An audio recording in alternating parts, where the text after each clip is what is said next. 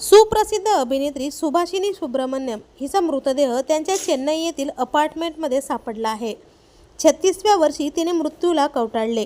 ती चेन्नई येथील भाड्याच्या फ्लॅटमध्ये राहत होती. त्याच फ्लॅटमध्ये तिचा मृतदेह सापडला. 2012मध्ये तिने इनियवन या चित्रपटातून करिअरची सुरुवात केल्यानंतर ती अनेक टीव्ही शोमध्ये आणि चित्रपटांमध्ये दिसली होती. तिला कायल या टीव्ही शोमध्ये दीपिकाची भूमिका साकारल्याने सर्वाधिक ओळख मिळाली. याशिवाय तिने वेबसिरीज आणि अनेक चित्रपटांमध्येही काम केले होते. अभिनेत्रीच्या इन्स्टा आयडीवर सुमारे 4.5 लाख फॉलोअर्स आहेत. तिने 2 दिवसापूर्वी शेवटची पोस्ट केली होती.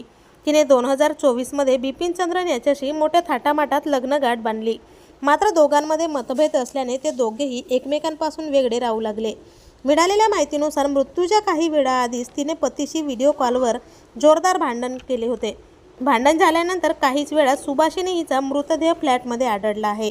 या घटनेने संपूर्ण सिनेसृष्टी हादरली आहे. तर आपल्या वायन मराठी न्यूजतर्फे या दिग्गज अभिनेत्रीला भावपूर्ण श्रद्धांजली. मनोरंजन विश्वातील असेच नवनवीन अपडेट्ससाठी चॅनलला नक्की सबस्क्राईब करा.